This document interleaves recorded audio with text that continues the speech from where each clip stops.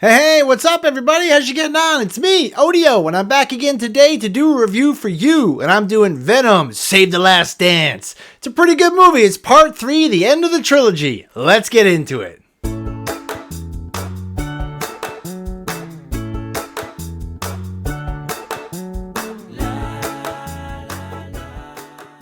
Well, alrighty-o. I checked out Venom, Save the Last Dance earlier on, and I've seen the other two. I think they're pretty good. I like Tom Hardy and I like Venom. They're really the standout. I like their kind of camaraderie, their chat and stuff like that when they're cracking jokes with each other.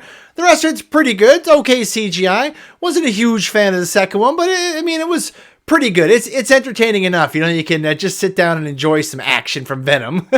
And that's pretty close to what we get here. This one opens up in that bar from the end of Spider-Man No Way Home, and they go back through the multiverse, and it's an awesome line to open it up. He's like, all right, he goes to Venom like, I'm done with this multiverse shit. And he's like, yeah, that's the end of that. No more of that crap. I love they do that right out the gate, because I'm sure a lot of people are thinking that, like, was he going to the MCU? What the heck was even going on with all that?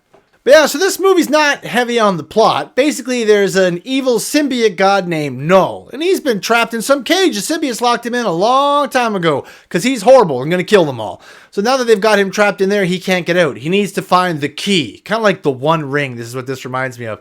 And the key is if a symbiote and the human or whatever, the host, die, and they bring each other back to life, then they become some sort of symbiote key. So then whenever Eddie and Venom fully combine into that form, they actually emit the signal off of the key. And then a xenophage will show up. Now, Null uses these xenophage guys. Love that name, xenophage. You thought of xenomorphs right away. They are like horrifying. They're like, they're really tall. They kind of like walk on all fours. They've got these crazy elongated heads, and it's like a wood chipper. They take things, put them in the front of their face, and they just shoot out the back of them. It's crazy. Like, that's how they killed symbiotes, humans, and everything. Like, they were pretty terrifying. Like, it's kind of like Darkseid, when he sends out the parademons, except this movie, it goes hard, man. Like, those guys catch a lot of people, man. Their xenophages are a real danger.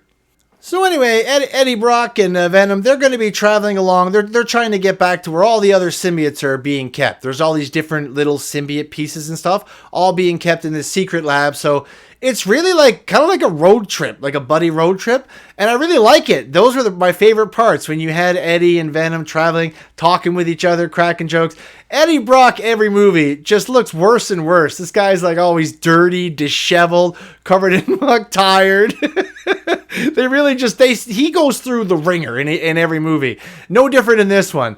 And as they're traveling, they even meet up with this family. They travel with them for a while. I don't know what this family has to do with anything. They're trying to figure out if there's aliens, so they're going to Area 51. Of course, that's where the symbiotes are, Area 51. That's where every alien in every movie has to be hiding out, so they have to be there, duh.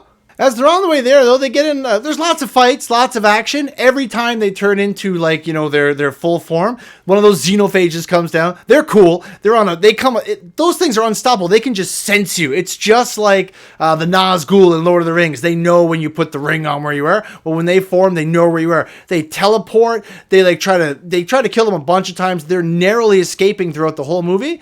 It was cool, but I would like to see more of the buddy stuff going on, right? And more of but it was pretty cool to see the xenophage popping in, but it pops in a lot. You do see a lot of them, which I kind of like. Like I said, they were scary. They were interesting. They were cool enemies.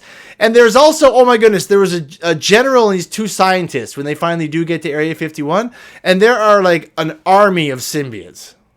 And as they approach Area 51 and they're going for this big final fight with the whole symbiote army, you, the viewer, need to ask yourself, do you want to see a two-headed symbiote shoved through the wood chipper face of an alien? Because if you do, this movie's got some scenes for you.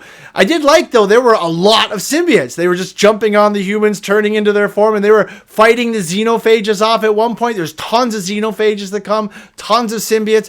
It's just a big cacophony fight at the end. There's just explosions, lights, transformations, mutants, and oh my goodness, the xenophages. Not only is there a lot of them, you never really get Null, that evil god that's their leader. He doesn't really come down, but the xenophages, they are symbiote choppers. Like, they're just grabbing the symbiotes, grabbing the people, just shoving them all through. Like, it was crazy, but none of them were the key. It has to be Eddie Brock, right? And they kind of realize at one point that that's what's going on.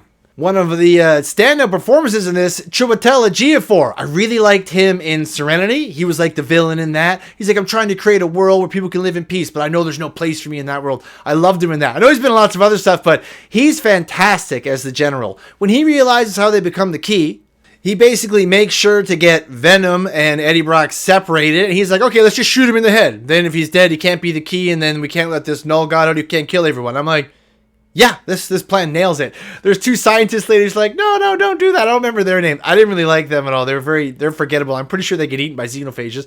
But the general was like, no, this is how we're going to handle this.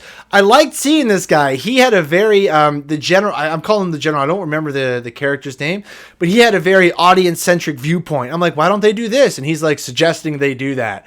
And then when they said they had to be alive for the key to work, and he's like, let's just shoot one. I'm like, yeah, I mean, this guy's got common sense solutions. Modern problems require modern solutions.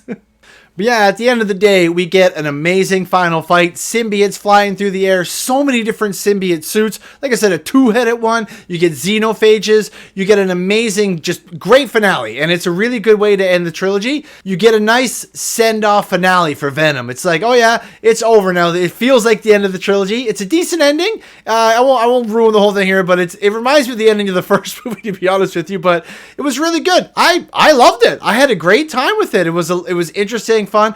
Definitely, I feel like it was a bit light on the plot, but heavy on the action, special effects, and honestly, just a good time. I was laughing through the movie more than once. I was just openly smiling, like, oh my goodness, did they just say that? Like, it was a lot of fun. I mean, it's an easy recommend to anyone. I would give it an 8 out of 10 on the odometer. A good time at the movie theater. Not perfect, but you'll like the action scenes and a lot of the comedy.